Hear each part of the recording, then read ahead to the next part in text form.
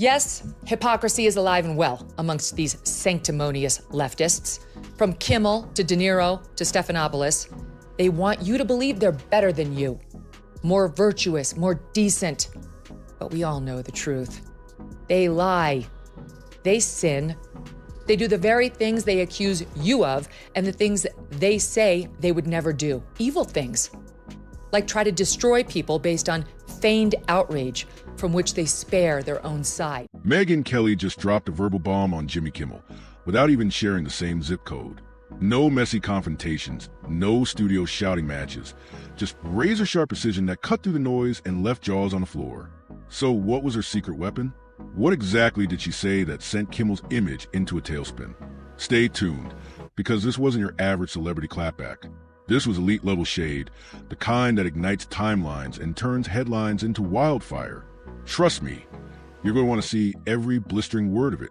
The day when I was on the primetime of Fox and you were on the primetime of CNN, a couple of hours after our shows ended, late night comics would come on, and they occasionally would make us laugh, Piers. I mean, occasionally they understood that they were in the game of making everyone laugh.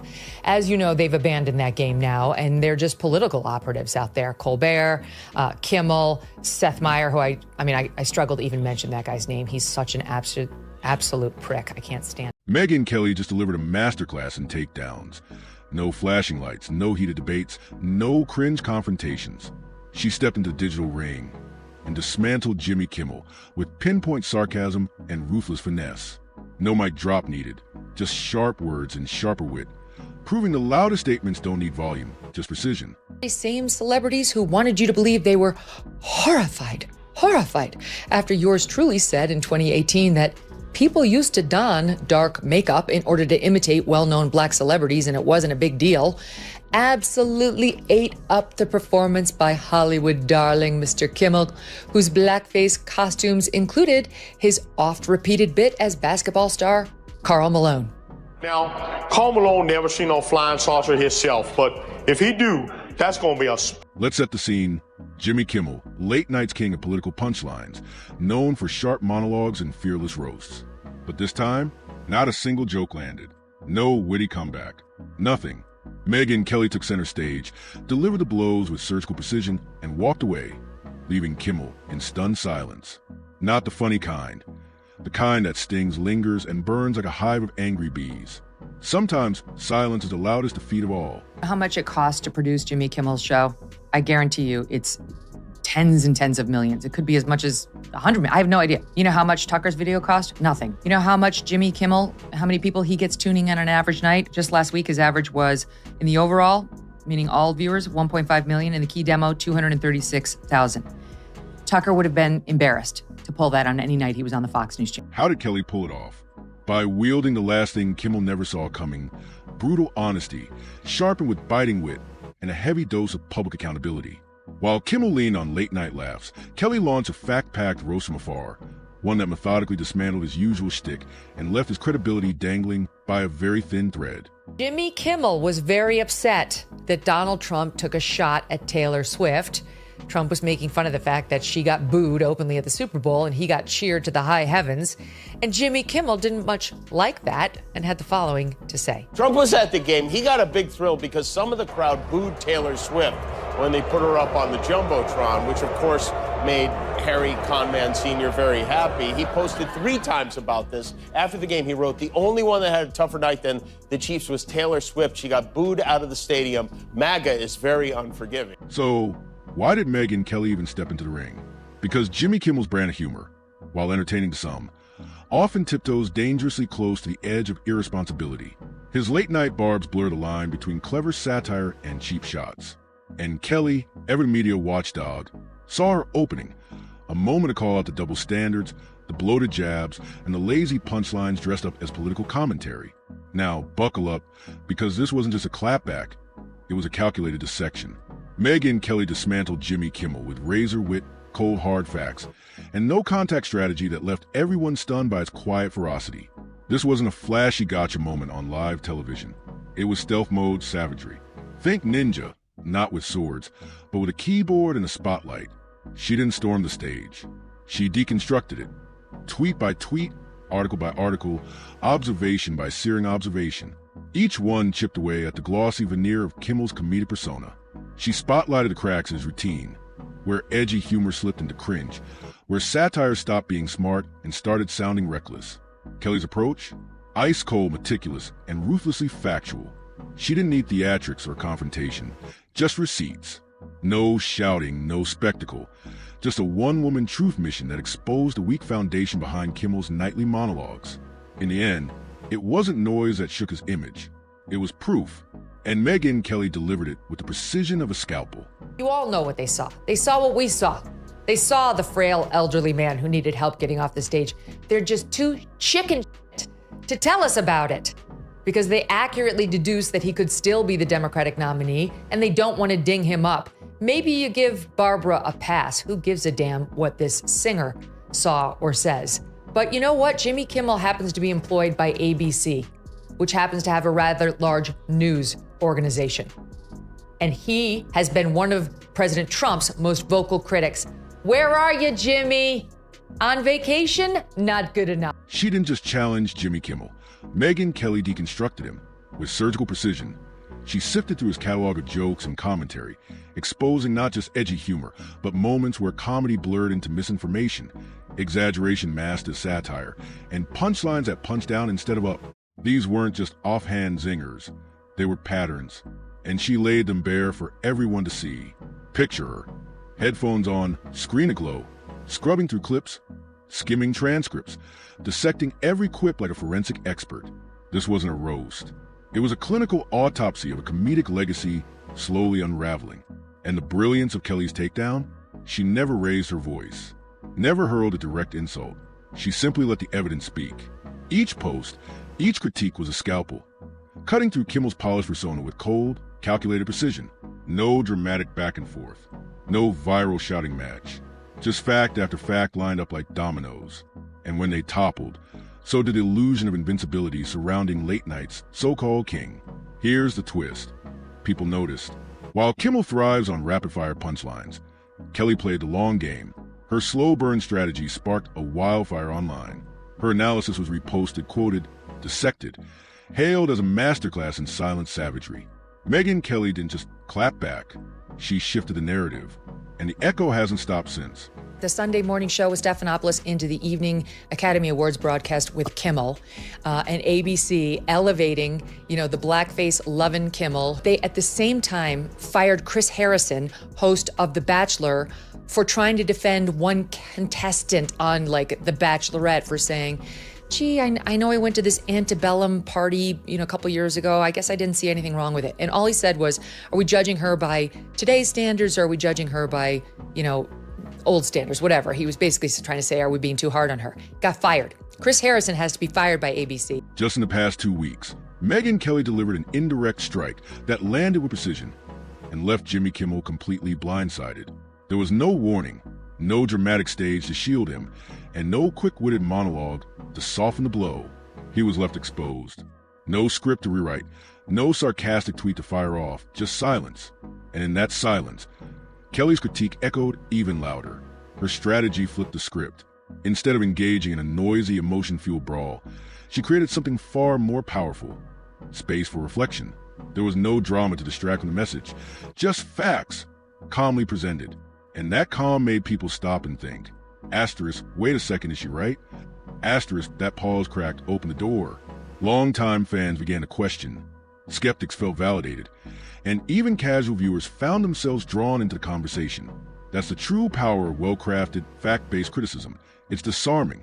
While others shout into void, the quiet voice of reason slices through the noise like a scalpel. Kelly didn't rely on buzzwords or punchlines. She laid out her case with surgical clarity. It was maturity versus meltdown, and we all know which one sticks. The final twist? Her approach didn't divide. It included, by skipping insults and focusing on substance, Kelly invited everyone, even Kimmel's loyal fans, to take a second look. She didn't force agreement. She simply made room for the truth to speak. And that's what made her takedown so devastating. Just this past 2 weeks, they had the Kennedy Center honors the other night where Joe Biden couldn't say Dionne Warwick. He kept calling her Diane, and he didn't know who Barry Gibb was. He kept calling him Billy. You know who else was honored? At the Kennedy Center. You know who else? Billy Crystal. Just FYI, do you know who once opened up the Academy Awards in full blackface? Oh, Billy yeah. Crystal. Billy Crystal. And do you know who's going to be hosting the Academy Awards this year? Jimmy Kimmel. The brilliance of Megyn Kelly's strategy was in its stealth. It didn't shout. It slipped quietly into public discourse, bypassing the usual noise and embedding itself deep in conversations where loud, flashy attacks would have been dismissed. By staying out of the spotlight, she avoided the chaos of public spats. No interruptions, no defensive spin, no tit-for-tat theatrics. She remained untouchable, calm, calculated, and in control. A strategist winning from the shadows, unbothered, unshaken. Then came the genius of patience. While late-night comedians chase instant laughs and viral clips that vanish by sunrise, Kelly played the long game. Her critiques didn't fade. They simmered. They recirculated, sparked dialogue, and quietly gained momentum. This wasn't a 24-hour news cycle hit. It was a sustained wave of reflection that refused to go away. In the end, Megyn Kelly didn't just dismantle Jimmy Kimmel. She redefined the battleground. What could have become a messy, headline-chasing clash became a precision strike, controlled and deliberate. No cameras, no applause, no confrontation. Just cold facts, sharp wit, and a strategy so precise it left a lasting imprint. Where others chased noise, Kelly delivered impact. And that's what made it unforgettable.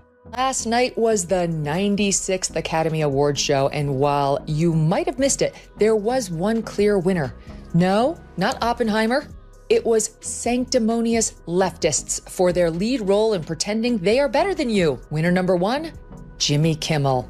For the fourth time, Kimmel hosted the Oscars before an adoring crowd of Hollywood stars who laughed and curried favor with the man who wore blackface so many times. Yes, some of the very same celebrities who wanted you to believe they were horrified after yours truly said in 2018 that people used to don dark makeup in order to imitate well-known black celebrities. And what does Jimmy Kimmel's silence say in the wake of it all? It's a final flourish. The cherry on top of Megyn Kelly's ice-cold takedown. Whether his lack of response stems from shock, strategy, or sheer speechlessness, the result is the same. He surrendered control of the narrative. And in a media landscape built on reaction, handing over that kind of power is a massive win. For Kelly, this entire saga has become a blueprint, a masterclass in how to outwit, outlast, and outmaneuver in the high-speed arena of public opinion. Megyn Kelly didn't raise her voice. She didn't engage in a messy brawl. She weaponized patience, precision, and undeniable facts to deliver a hit that will echo long after the headlines fade. Sure, Jimmy still has his monologues, his laugh track, and his live audience. But there's a new force in the game, quiet, sharp, and armed with receipts. Megyn didn't just play by the rules. She rewrote them. And here's the twist. This is only her opening move. She didn't need the spotlight to shine. She used her platform with surgical efficiency, transforming each tweet, post, and perfectly worded critique into a viral shockwave. In a world overloaded with noise, she proved that restraint, when laced with precision, can be louder than 1,000 punchlines. No shouting match, no spectacle, just one cold, calculated, fact-packed knockout that left Kimmel's audience scrolling back in disbelief, rereading every word and thinking, wait, did that really just happen? Tell you, he's not the worst. The Daily Show has the worst ratings. They only have 366,000 people watching that show. During the Jon Stewart years, it was over 2 million. Now it's down to 300,000. Seth Meyers, absolutely dreadful. He doesn't even have 1,778,000. I mean, for network television, this is, you don't have to pay for it. It's there when you turn on your TV. You plug it in. That's a dreadful number. Picture it. No flashing lights, no dramatic sound effects. Just a calm, crushing force of perfectly chosen words, each one falling like a chess piece in a high-stakes endgame. And in this match, Megyn Kelly was a grandmaster. She didn't flip the board or storm off in fury. She played in silence with surgical precision until Jimmy Kimmel was backed into checkmate, without her ever having to speak his name aloud. This wasn't about drama or viral fireworks. It was strategic elegance, executed with brutal restraint. She didn't scream. She didn't sling insults. She stayed composed, letting her words cut deeper because of their poise. Her dismantling of Kimmel's late-night persona wasn't a roast. It was a ballet, graceful, intelligent, relentless. Each subtle strike chipped away at his carefully cultivated image, exposing the cracks in a comedic foundation long thought unshakable. And Kimmel? He had nothing to say. No punchlines, no tweets, not even a shrug. Just silence. But it wasn't just quiet, it was deafening. The kind of silence that says, "I've got nothing." The kind that lingers because it speaks louder than any rebuttal could. In a culture that thrives on outrage and noise, Megyn Kelly showed that whispers, when wrapped in truth, can echo louder than screams. She didn't throw shade. She held up a mirror. What she revealed wasn't just about Kimmel. It was about comedy as camouflage. Punchlines can hide bias. Satire can blur into misinformation. And when a carefully crafted persona rests on shaky moral ground, facts become a wrecking ball. Kelly's critique wasn't petty. It was forensic. Every point landed with the cold precision of someone who did her homework and refused to be baited. People didn't scroll past. They stopped. They read. They listened. Because what she brought wasn't outrage. It was craftsmanship. She peeled back the glossy layers of Kimmel's late-night shtick and asked a question so sharp it didn't need to be shouted. Is this really still working? In the silence that followed, it was the answer. Was Kimmel's quiet a tactic? Or was it the stunned stillness of a man who just realized he lost a game he didn't even know he was playing? Either way, the damage was done, and not just to his reputation. Kelly's takedown marked a shift in the rules of engagement. No longer does the loudest voice win. Now it's about control. It's about facts. It's about playing a long game. This wasn't a spat. It was a signal flare, a template for the future of media accountability. Quiet, sharp, devastating. Kelly didn't just walk away with the last word. She walked away having rewritten the rules. And while Jimmy might still be telling jokes at midnight, the spotlight isn't on him anymore. It's on the cracks, on the silence, on the aftermath. So next time a media feud bubbles up, remember this one. Because sometimes the most lethal blow lands without a sound. And if you listen closely, you can still hear the echo.